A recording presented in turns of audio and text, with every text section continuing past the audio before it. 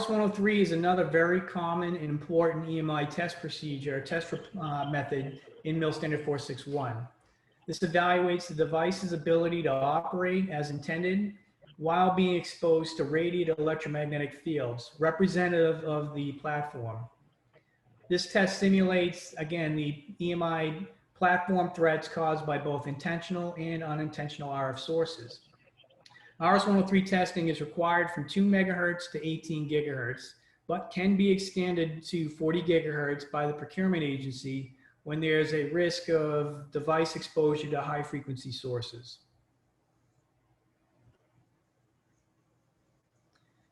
Now, the RS103 RF exposure levels are pretty complex.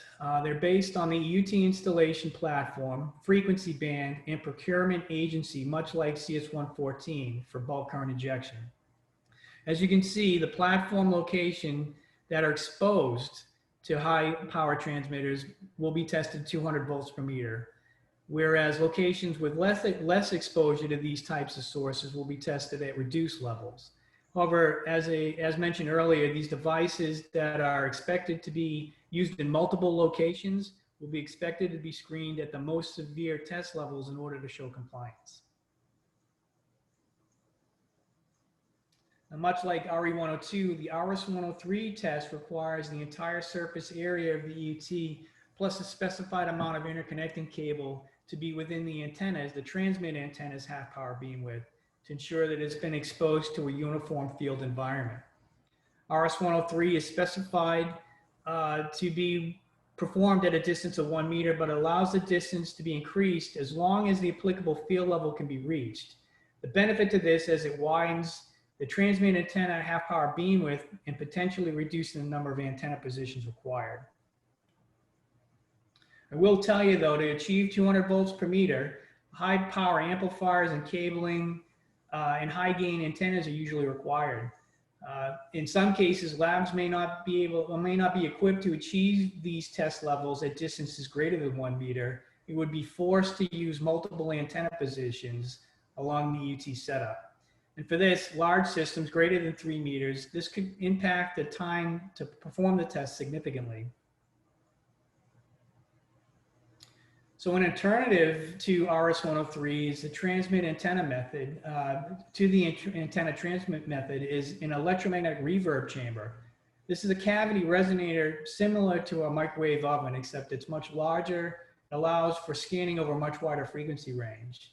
Reverb chambers require transmit signals to reflect off of the inner cavity, setting up hundreds of field node patterns over the test volume. For this to occur, the walls are constructed out of conductive materials such as aluminum or copper, where the RF absorber is not required. This is opposite to a conventional EMI chamber discussed earlier. To ensure that the UT is being exposed to the field nodes, transmit receivers and antennas are positioned in the chamber facing away from the test item or the item under test.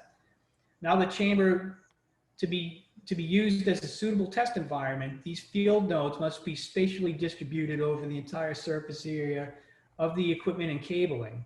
This requires the field pattern to be stirred by changing the inner cavity shape. And this is commonly done using a tuner or a paddle located somewhere inside the chamber. This is incrementally rotated over 360-degree azimuth, enough times in enough positions to provide adequate spatial distribution of the field pattern. The reverb chamber provides some advantages over the point and shoot antenna method. Since fields are spatially distributed over the test volume, the EUT cabling will be exposed to fields from all vectors and polarities during the paddle rotation. Therefore, there's no need for additional antenna positions. And for large complex test items that require multiple antenna positions, a reverb chamber may be a viable option to reduce test time. Additionally, the chamber size, the chamber utilizes all of the transmit power from the antenna setup field patterns. And these patterns, again, are based on inner geometry of the chamber, allowing resonance to occur, maximizing the transmitted field strength. And these efficiencies these increased efficiencies reduce the lab's transmit power level needed to achieve that same field strength. Now, one drawback is the levels are averaged over many paddle positions, especially at lower frequencies, which increase the test time when compared to a single antenna position using conventional bore sight methods. Another drawback is the chamber geometry dictates the lowest usable frequency. Now, since RS103 tests are performed down to 2 megahertz, the chamber would be required to be massive, and therefore most are only suitable for testing above a couple hundred megahertz. This means that conventional test methods would be used below the chamber's LUF, or lowest usable frequency, to cover the entire range. So in summary, RS103 test methods selection's up to you based on your project needs.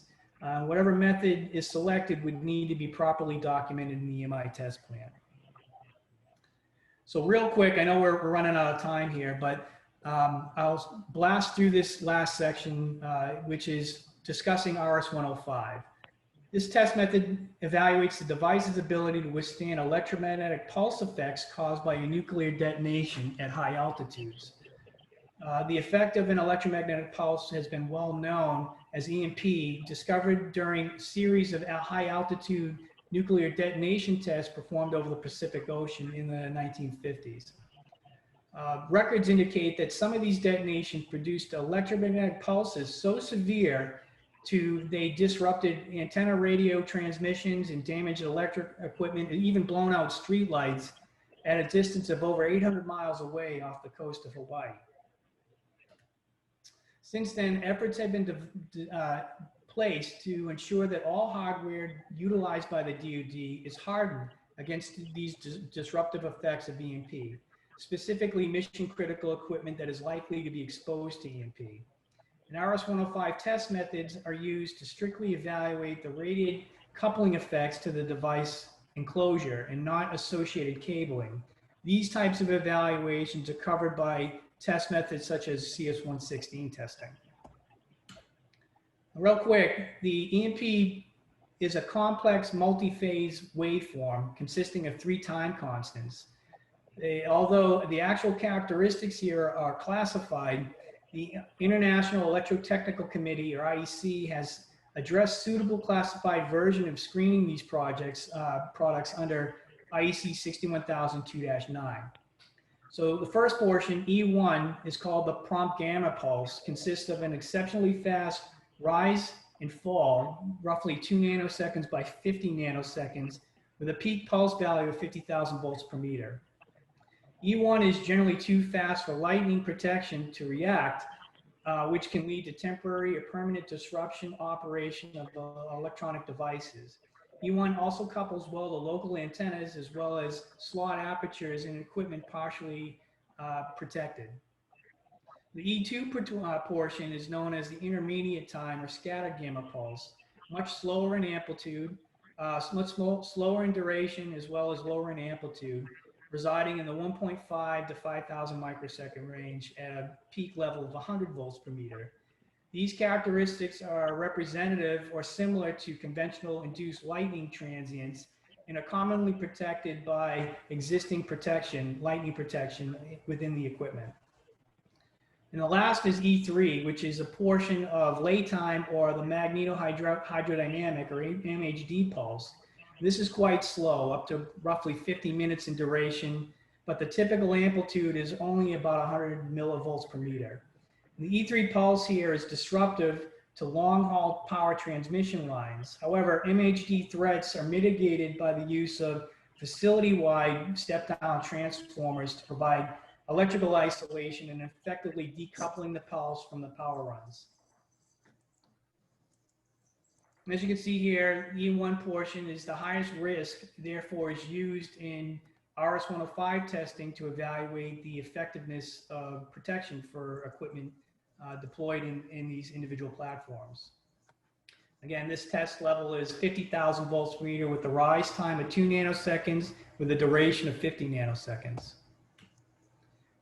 And we perform the test using a parallel transmission line or delivery system capable of providing a uniform pulse field. This is connected to the high voltage capacitor discharge circuit located on one end and bonded to the ground plane at the other end. And this creates a current loop which the EUT would be centered in during the actual test.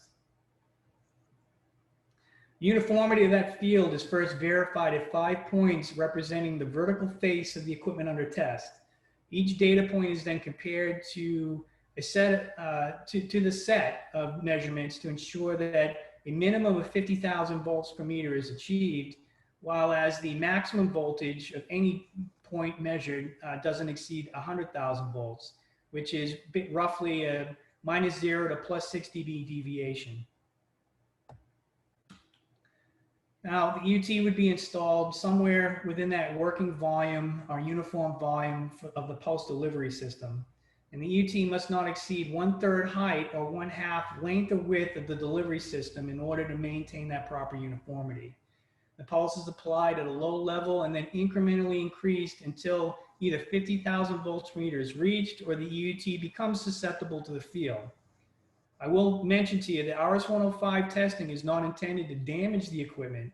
It's only to determine the pulse level at which the device can operate reliably.